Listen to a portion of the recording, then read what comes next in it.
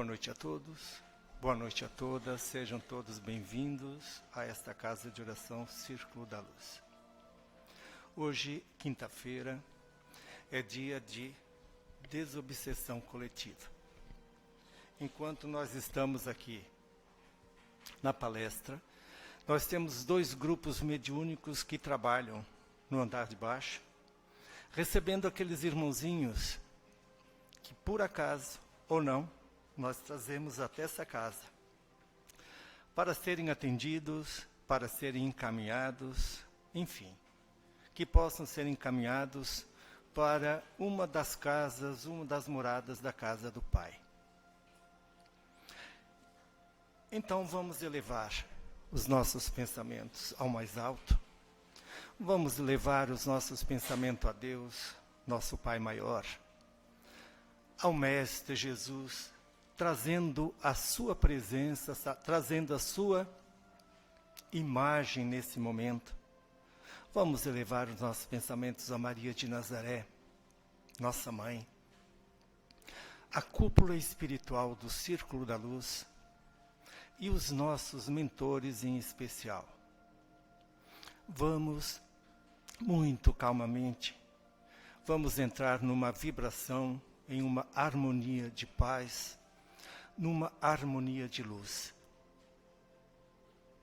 E vamos abrir os trabalhos da noite de hoje com a oração que Jesus nos ensinou.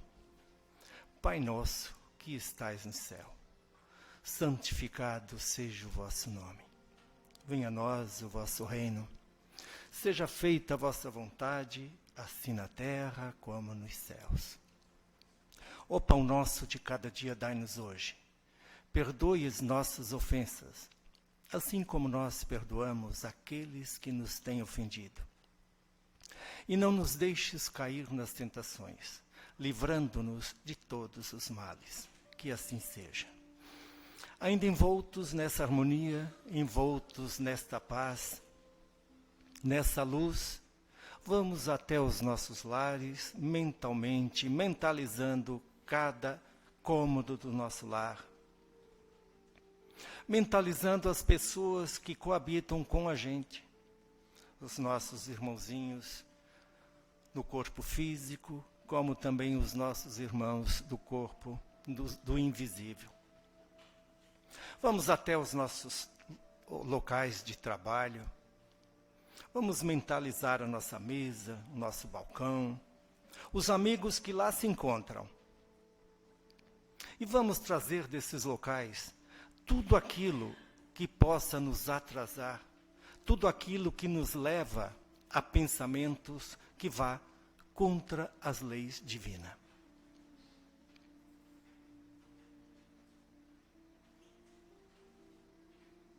E agora, vamos voltar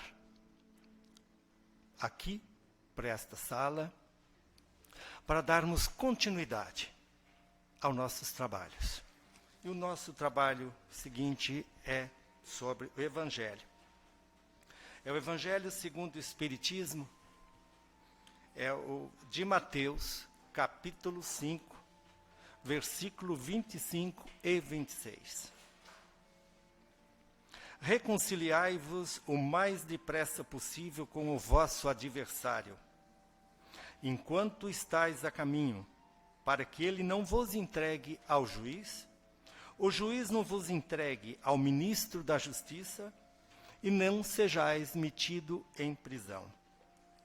Digo-vos em verdade, que daí não saireis, enquanto não houverdes pago, até o último ceitil.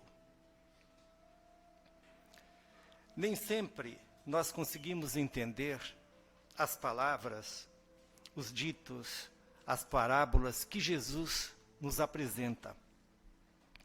Imagine vocês há 2000 anos atrás, aquelas pessoas, a Galileia, aquele povo, como eles podiam entender as parábolas de Cristo, da forma como eles eram, praticamente toscos. E hoje, se nós fizermos uma análise de como está o nosso entendimento, do Evangelho de Jesus, o que diríamos? Estamos em condições ainda, ou estamos entendendo o que o Mestre vem nos falando há 2000 anos? Ou não paramos ainda para pensar sobre isso? Interessante que o Mestre, que Jesus, quando ele fala através do seu Evangelho, ele não fala para o nosso corpo de matéria. Ele não fala para nós corpo físico, e sim para o nosso corpo espiritual. Talvez por isso tenhamos a dificuldade de entender as palavras de Jesus. Mas vamos ver. A princípio, esse Evangelho ele tem 2 versículos. Vamos lá. Parece fácil. Mas vamos ajudar a entender esse Evangelho. Ele diz assim: reconciliai-vos. Isso quer dizer o quê? Estabeleça a paz. Torne amigos. Fazer as pazes. E ele diz também, o mais depressa possível. Fazer a paz o mais depressa possível. Isso significa dizer que devemos fazer agora, enquanto os nossos desafetos ainda estão vivos. Porque no minuto seguinte, tanto nós ou os nossos desafetos poderão não mais estar aqui. Ele fala em adversário. São os nossos inimigos, os nossos rivais, os nossos concorrentes. Mas ele diz também que nós devemos fazer a paz enquanto estamos a caminho.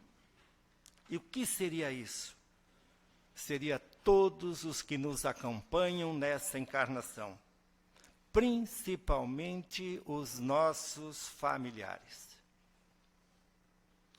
E ele fala, para que vós não seja entregado ao juiz. Nós vamos imaginar, então, que nós tenhamos um Deus sentado numa poltrona de barba branca, nos julgando. Vai para o céu ou vai para o inferno? Não, não foi isso que Jesus quis dizer. Ele quis dizer que o nosso juízo, o nosso juiz, é a nossa consciência. E a nossa consciência, mais cedo ou mais tarde, ela vai nos cobrar todos os desvios que tivemos com a lei de amor. Mas ele continua, para que vós não sejais entregue ao ministro da justiça. É um pouco mais forte. Mas entendemos que o ministro da justiça seja a lei de causa e efeito, pela qual jamais ficaremos impunes. Jamais ficaremos impunes quando infligimos a lei divina. Porque vós podeis ser colocados, ser metido em prisão.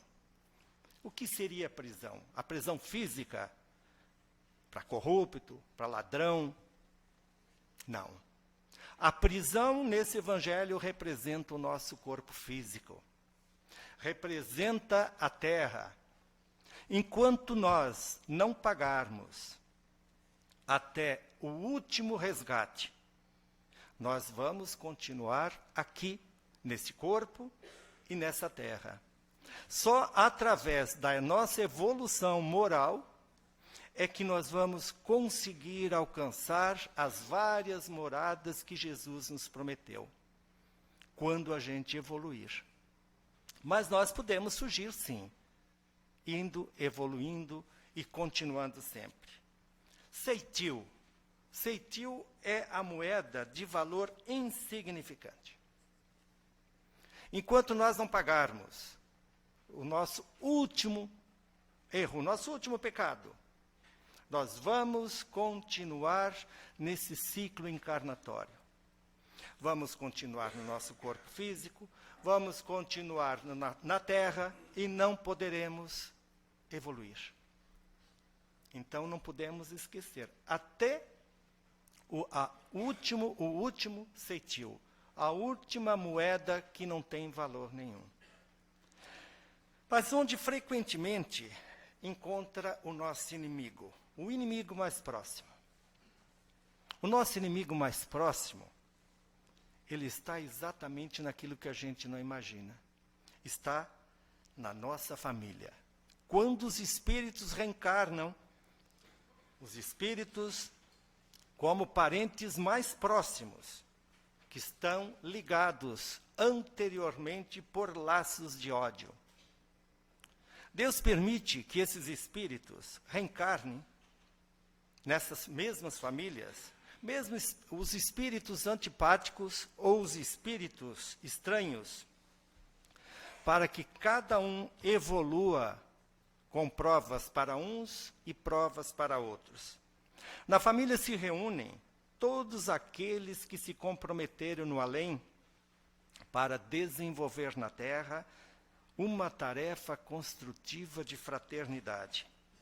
E é somente através das dificuldades, é somente através das dores, é somente através das experiências que nós vamos esquecendo as amarguras do passado.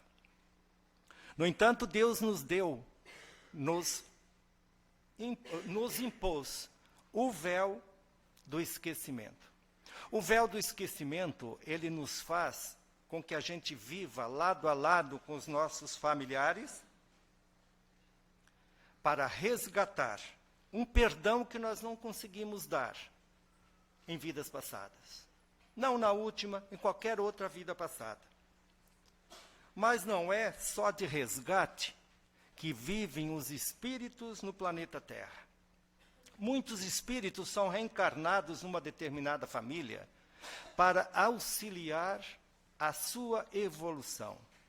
Outros, eles são reencarnados numa determinada família para serem auxiliados para as novas jornadas. E nesse ponto a gente pode falar daqueles filhos que nós temos de adotivos, os filhos adotivos. Daí nós conseguimos entender, depois dessa explicação, o porquê que a família é o alicerce social e, ao mesmo tempo, é um ponto de conflitos. Estamos melhorando lado a lado com os nossos familiares? Estamos esquecendo ou estamos perdoando as mazelas? Jesus, ele conhecia cada um dos seus inimigos. No entanto, ele os aproximava, ele os perdoava e ele os amava incondicionalmente. O amor e o perdão já é o início de uma transformação. Pensamos nisso. Que assim seja. O nosso palestrante de hoje é o Túlio César Souza, do Centro Espírita Seara de Jesus. A palestra... A palestra é O Jugo Leve. Vamos vibrar com o nosso irmão, a fim de que ele possa repassar que, com muito amor, ele nos preparou para a noite de hoje.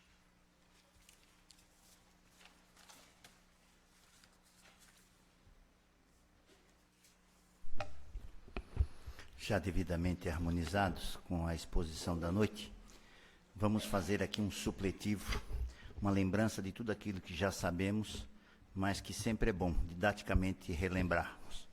Então, nós vamos falar sobre esse capítulo que define bem o que é o Espiritismo, o Cristo Consolador, que nos remete a uma religião que não só consola, mas que nos inspira a produzir cada vez mais em benefício do nosso crescimento. Então, temos lá o Cristo Consolador, o jugo leve. Vinde a mim, todos vós que estáis aflito e sobrecarregado, que eu vos aliviarei. Tomai sobre vós o meu jugo, e aprendei comigo que sou brando e humilde de coração, e achareis repouso para vossas almas, pois é suave o meu jugo e leve o meu fardo. Mateus capítulo 11, versículo 28 a 30. Vejamos bem. Vinde a mim, todos vós que estáis aflito, que eu com meu jugo te aliviarei. É assim que nos sentimos quando nos aproximamos de alguém e esse alguém nos julga? Este é o movimento correto? De quando recebemos um julgamento de alguém, temos um movimento estritamente contraditório à sua presença e acabamos nos afastando? Mas vejam, estamos falando aqui, e Kardec deixa bem claro, que é a representatividade de Jesus na vida de Levi, hoje Mateus. E é isso que nós precisamos entender. O que vai passar a ter na vida o sentimento das coisas que eu dou. Nem sempre eu acabo sofrendo pelo real sentido do que estou passando. Mas o meu sofrimento representa a minha imaturidade. E o sentido ou o valor que eu dou àquilo que eu estou passando. E é isso que nós vamos referenciar a esse capítulo. Então, Mateus, diz Kardec, que ele traz essa passagem buscando sempre a referência do passado dele. Quem era Mateus? Mateus foi Levi, publicano, cobrador de impostos, perseguidor de cristão, mas que quando encontrou Jesus na superintendência, na coletoria de impostos, olhou para aquele homem e disse: como eu faço para te seguir? E Jesus respondeu: deixe tudo e simplesmente me siga. Mas Levi disse: como? Mas e o meu passado? E os meus pecados? E tudo que fiz? E todos aqueles que matei, que persegui? E Jesus repetiu: deixe tudo e apenas me siga. Mas a partir de hoje, chamar-te-á Mateus, não mais Levi. Jesus credenciou esse novo chamamento de Levi, agora Mateus, para que ele entendesse que quando um ser humano, quando um ser cristão se encontra, não vale o que ele fez, vale a perspectiva da sua consciência de erro, buscando na oportunidade do dia a dia ser um ser melhor. Por isso Jesus disse a ele: deixe para trás toda a vida de Levi. Mas ainda Levi reagiu a esse convite de Jesus e deu uma festa em sua casa, com todos os publicanos e pecadores. E lá estava Levi, Jesus, publicanos e pecadores. Mas os fariseus, os cristãos que se achavam em condição melhor, começaram a murmurar: como pode ele comer e beber com esses pecadores? Se nós é que seguimos, se nós é que somos seguidores de Jesus, como pode estar lá Jesus no banquete aos pecadores? E aí Jesus responde em parábolas para eles. Capítulo 23, capítulo 11. Não são os doentes que precisam de médicos? Eu estou onde devo estar. Mas muito de nós ainda tem muito de fariseu. Não importa o caminho que eu estou, mas importa o que acontece com o caminho que o outro escolhe. E não se pode dar conta de uma vida quando não se percebe a ótica da própria vida, mas sim a vida do outro. Não se pode viver nesse paralelo querendo cientificamente comprovar que a necessidade do outro vai me satisfazer, porque não vai. Mas parece que o trabalho é só a gente que passa. Os nossos vizinhos, os nossos amigos, sempre têm uma vida melhor que nós. Será? Ou estamos esquecendo de que cada um é um espírito milenar que vem com um acordo espiritual, traçado em seu DNA espiritual, que viver de acordo com as suas dificuldades, gerando processos evolutivos de aprendizado, mas sempre em cima das suas necessidades. Então, como eu posso comparar os meus problemas, as minhas alegrias, as minhas tristezas, às suas? Não posso. E é justamente isso que Jesus se referencia a Mateus. Deixe para trás a vida de Levi. E é justamente isso que Jesus chama a atenção dos fariseus. Se encontraste o caminho da paz, siga-o. Não cobre daquele que ainda não encontrou e não se julgue melhor do que aquele que anda em busca.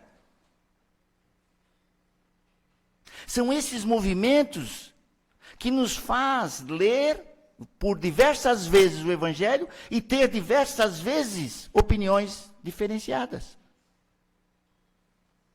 Porque a maturidade vai nos dando uma abertura espiritual de conexão com o que há divino. E essa divindade nos faz enxergar com o olho do Espírito e não com o olho terreno. É interessante porque muitos de nós ainda pensam como fariseus. Ainda pensa por sermos espíritas, sermos melhores do que outros, de outras religiões. É preciso compreender, e nessa passagem Kardec referencia isso, como ainda valorizamos o erro, como ainda está em nosso DNA aquilo que está fora. A simbologia do que é externo. E aí eu volto a falar aquilo que repeti no início de nossos estudos. As coisas passam a ter o sentido que eu dou. Lembramos, no tempo de criança, quando passávamos por baixo de uma mesa e não calculávamos a altura da criança com a altura da mesa. E quase sempre batíamos a cabeça na quina. E aquilo doía, ardia a alma. E a gente começava a chorar, e a mãe quase sempre ocupada com visita, chamava a gente, pegava a gente com força, esfregava aquela batida, dava um beijo e dizia, passou. Não, não passou. Dói muito.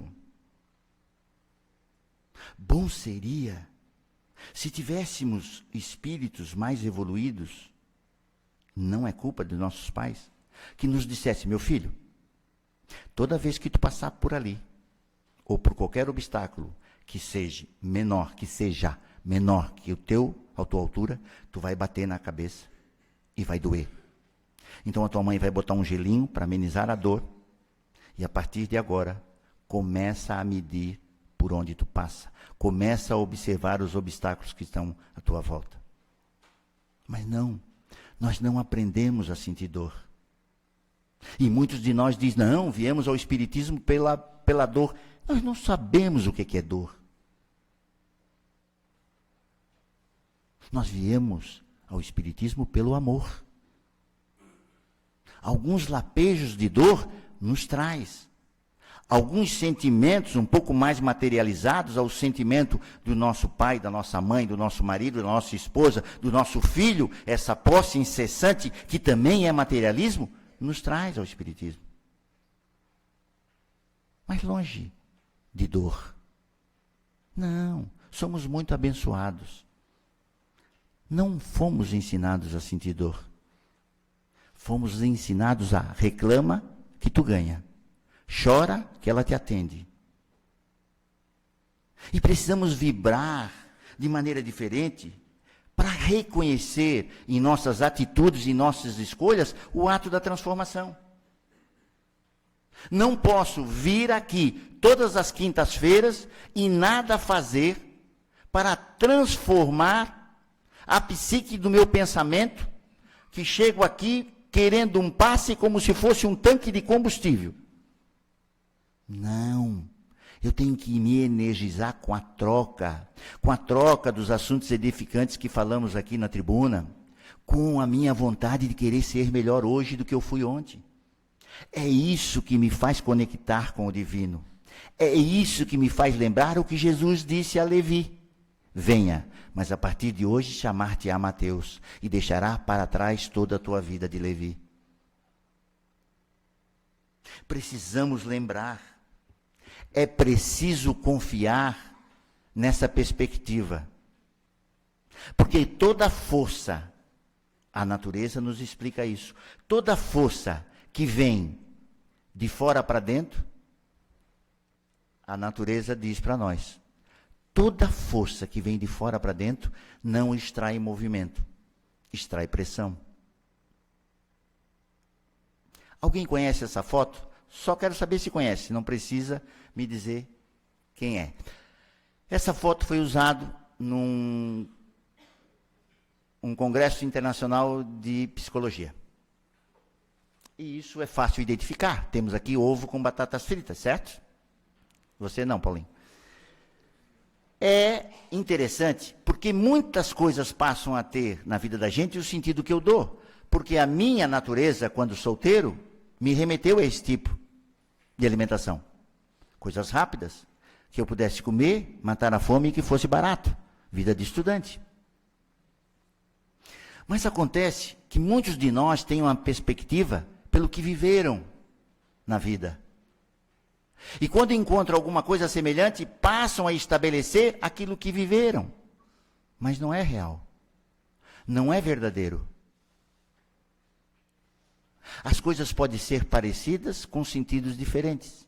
O que temos aqui na parte branca, iogurte, a parte laranja, pêssego cortado, e imitando batatas fritas, maçãs maduras picadas.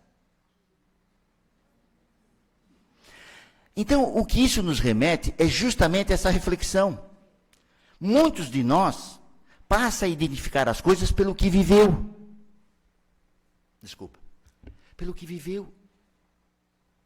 E não pelas necessidades.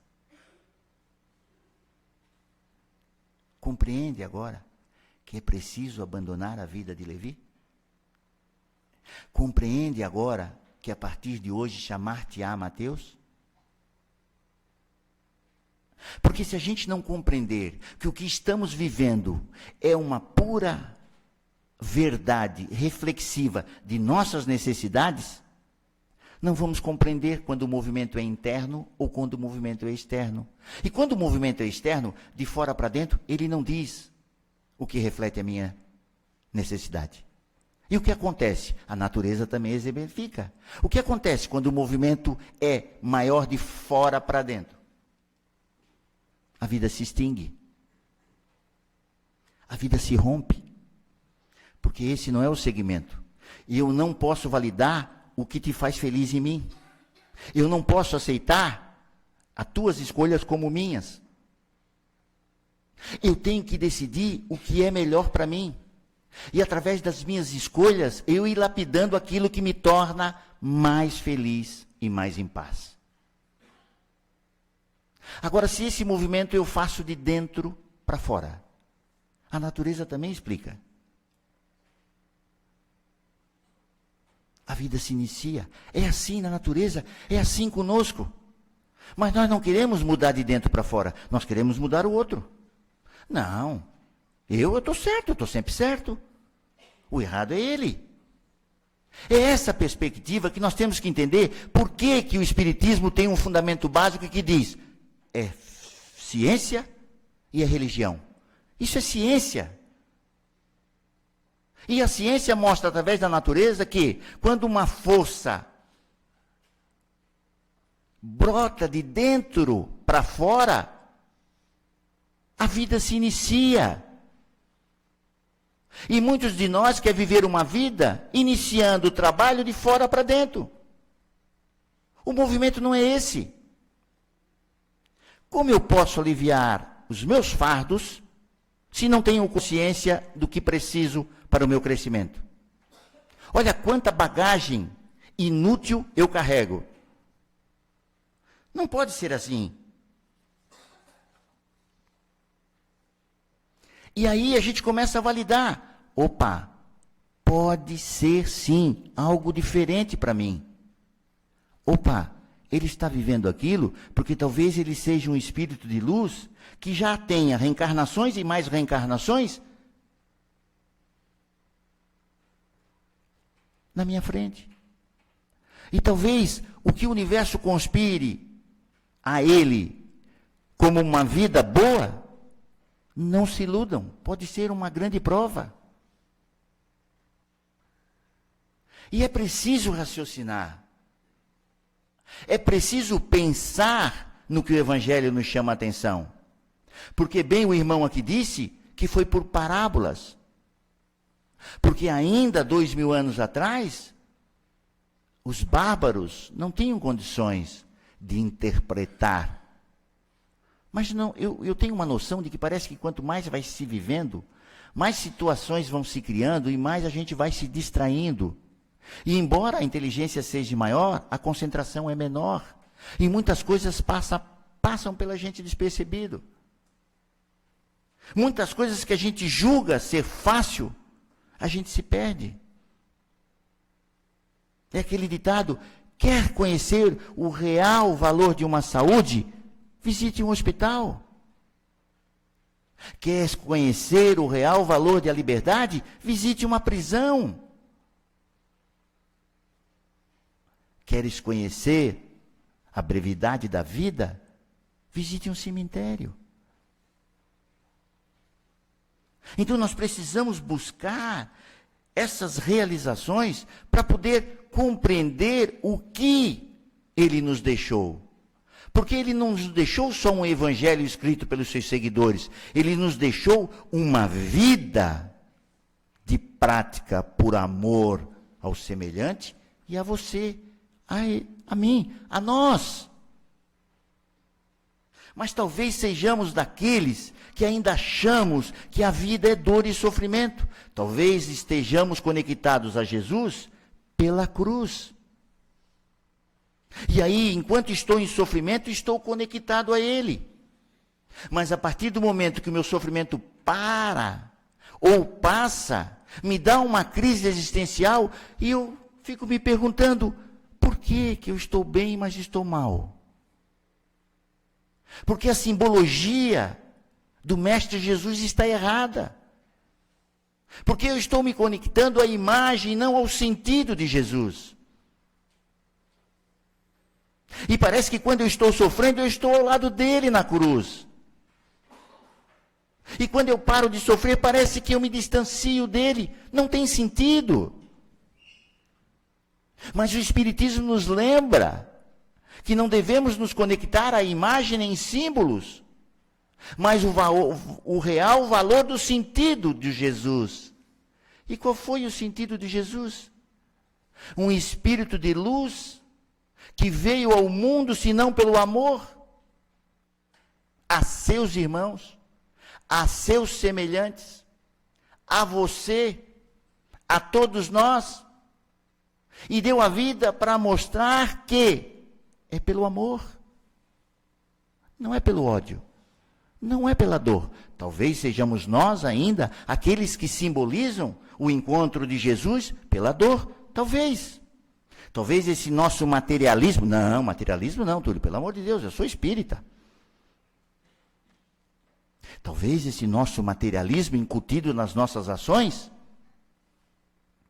nos remeta ao sacrifício, ao sofrimento. Mas não foi isso que Jesus quis nos dizer. Jesus quis nos passar que a referência não pode ser na simbologia, mas tem que ser no sentido. E se eu estou apto para fazer uma ressignificação daquilo que eu passo e entender que é minha necessidade de crescimento e não de sofrimento, eu vou entender e fazer as minhas tarefas de casa. Porque tudo passa a ter o sentido que eu dou.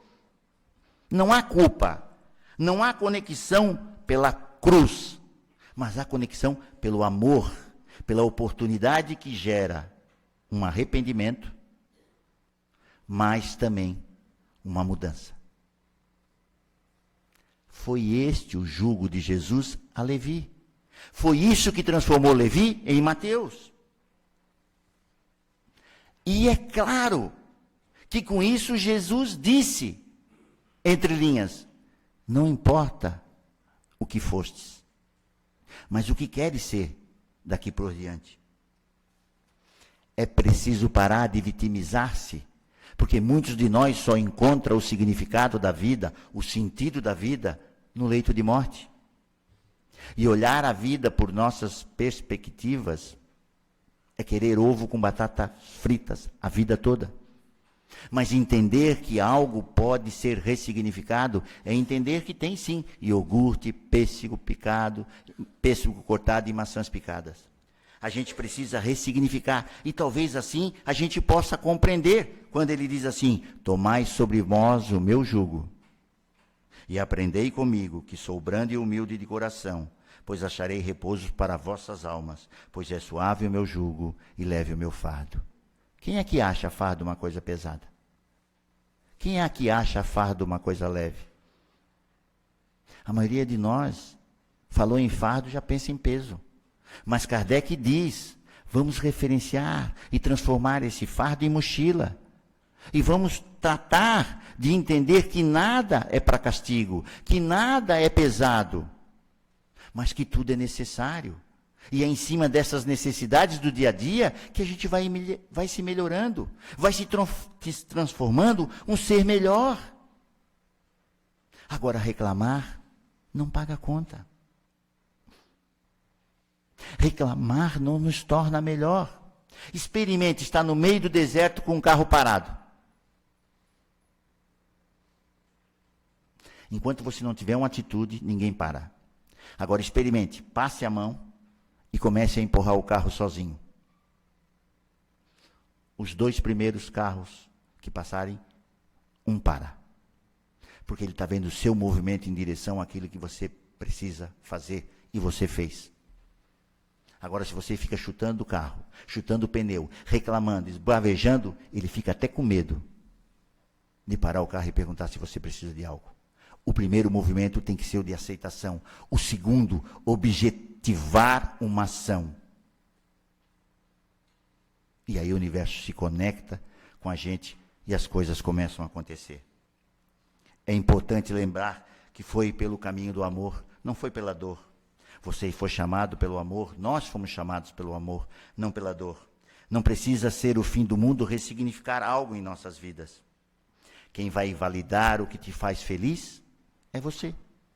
Se sou de uma família de 7 irmãos, os 7 casaram e tiveram os filhos, necessariamente essa não precisa ser a minha necessidade de felicidade. Eu posso escolher não casar, eu posso escolher não ter filhos, mas eu não posso validar a necessidade do outro como felicidade para mim. E aí a gente vai transferindo as necessidades alheias e vai se perdendo dentro do princípio vital, que é de autoconhecimento, e viver dentro da realidade e necessidade de cada um. É isso que o Evangelho nos diz. É esse movimento que a gente precisa ter.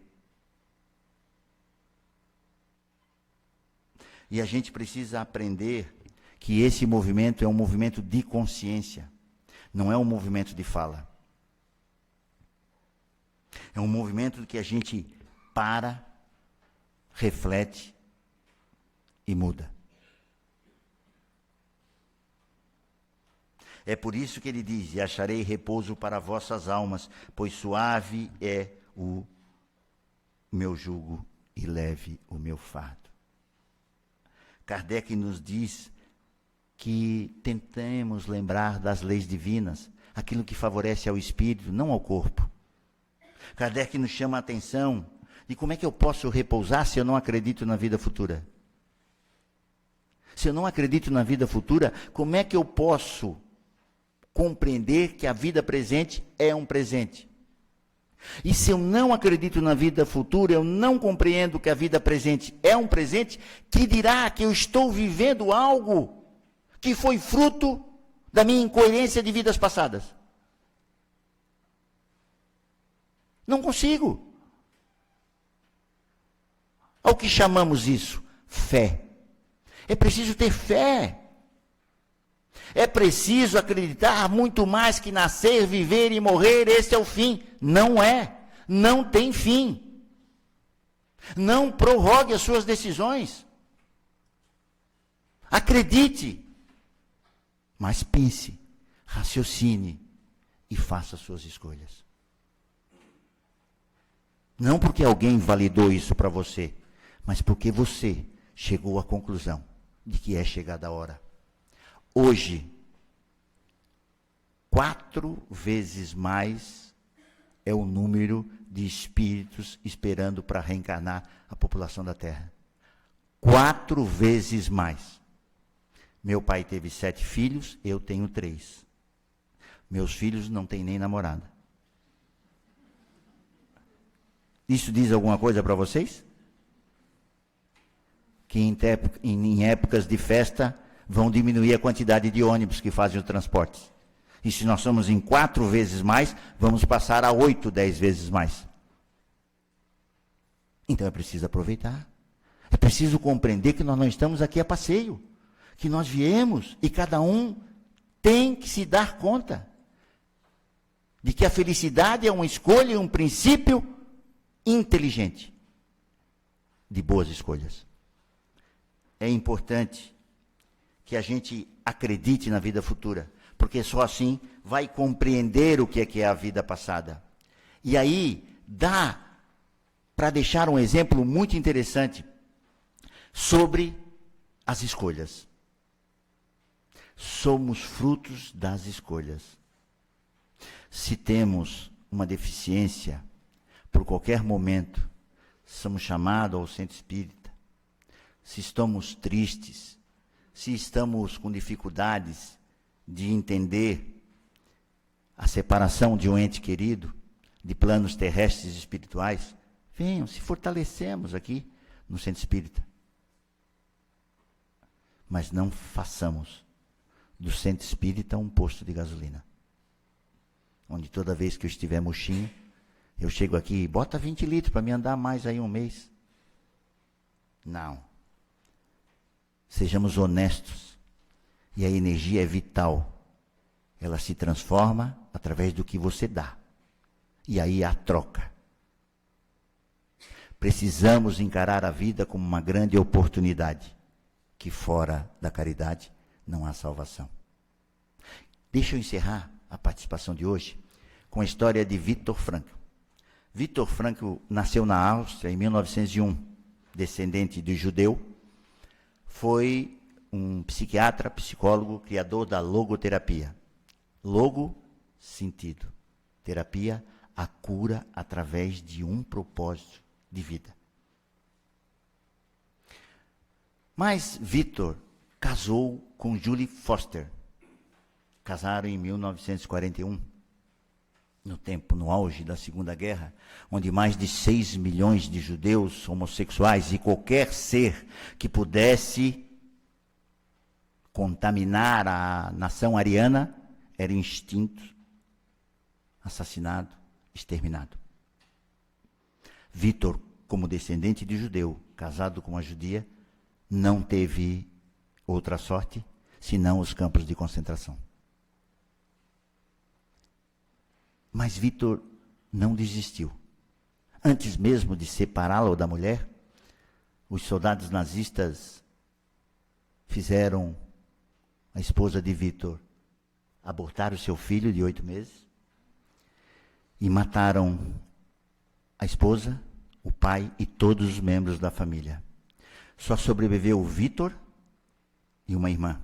Mas ele não tinha consciência de que todos os membros da família haviam sido assassinados.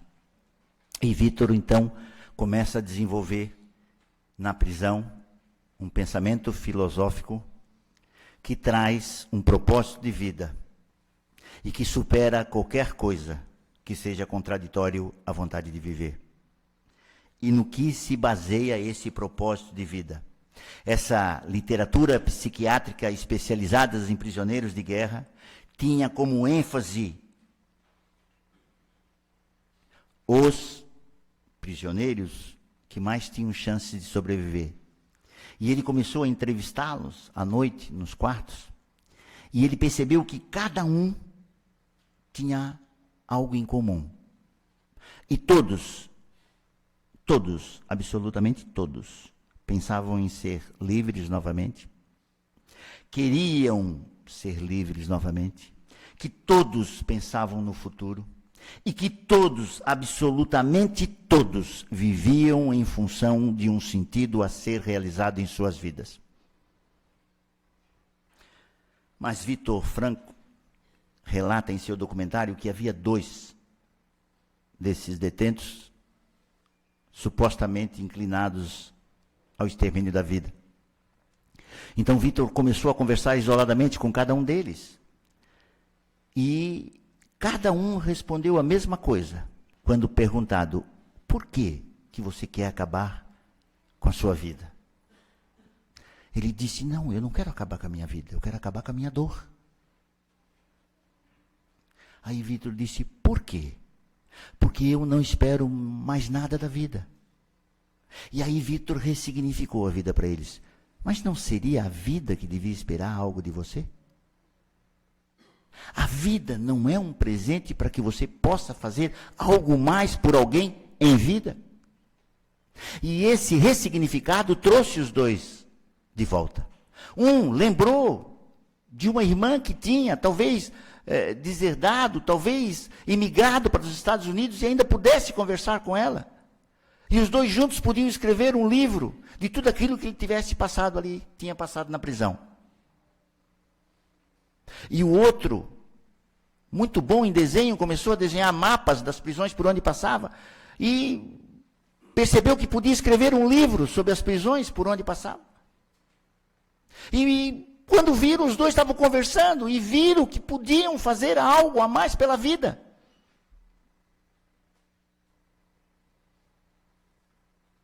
Viktor Frankl, ele ressignificou a vida de muita gente e despertou a consciência de muitos dos presidiários.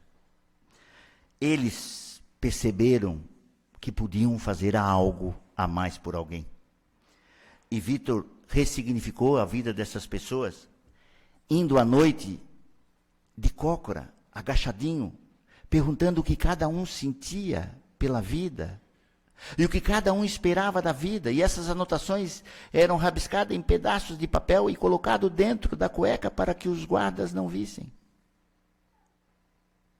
E Viktor chegou a uma conclusão de que felicidade é se ter vontade de fazer algo por alguém ou por si mesmo.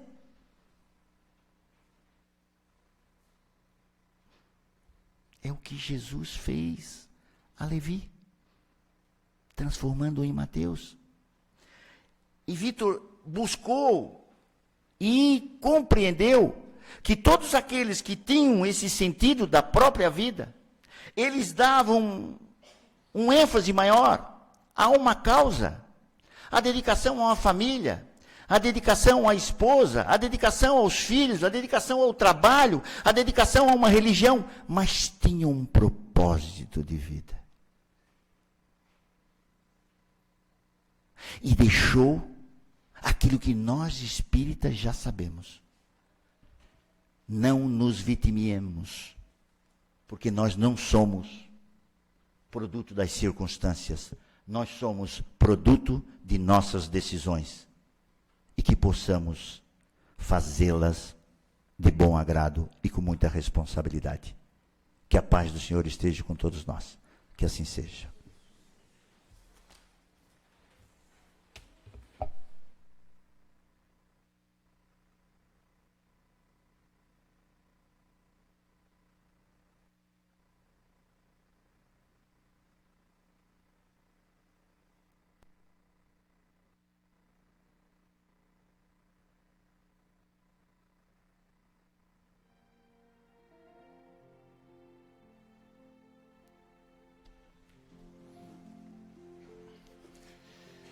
Que seja suave o nosso jugo e que seja leve o nosso fardo. Obrigado, Túlio. Muito obrigado pela tua explanação da noite de hoje. E vamos agora nos prepararmos para a magnetização das águas. Vamos colocar nesta água que ali colocamos toda a nossa energia, toda a nossa força, a nossa luz, junto com a espiritualidade que aqui se encontra, para que essa água se transforme em bálsamo para os nossos males, os males do corpo e do espírito.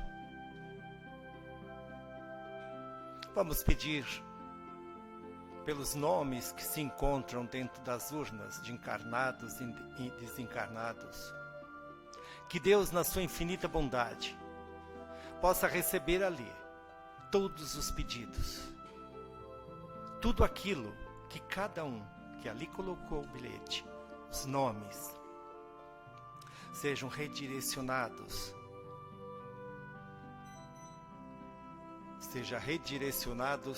à espiritualidade. Pedimos aos doentes que se encontram em hospitais, aos nossos idosos que se encontram nos asilos e muitas vezes abandonados por filhos vivos, as crianças abandonadas. Pedimos a Deus que nos oriente quando se fala em natureza, que possamos tratá-la como ela merece. Pedimos àqueles que se encontram em prisão,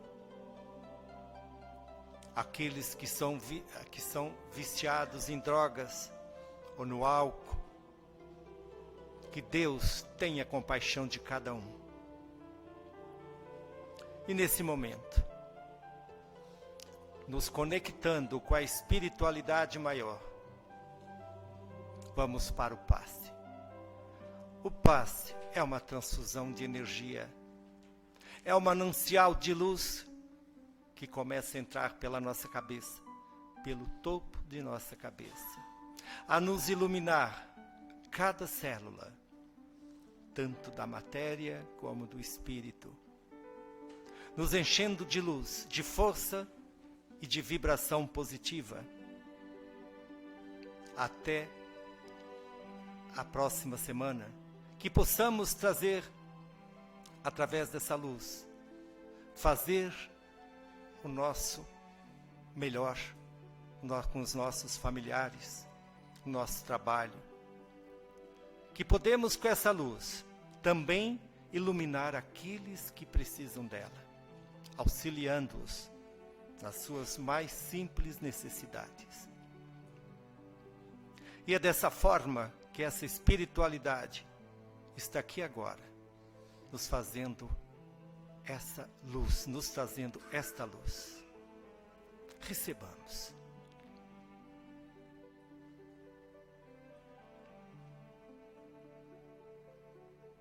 E vamos encerrar os trabalhos da noite de hoje com a oração que Jesus nos ensinou, convidando a todos e a todas para a próxima quinta-feira estejamos aqui, para que possamos sair daqui melhor do que quando aqui chegamos. Pai nosso que estais no céu, santificado seja o vosso nome. Venha a nós o vosso reino. Seja feita a vossa vontade, assim na terra como no céu. O pão nosso de cada dia dai-nos hoje. Perdoai as nossas dívidas, assim como nós perdoamos aqueles que nos têm ofendido. E não nos deixes, Pai, cairmos nas tentações. Livra-nos de todos os males, e que assim seja.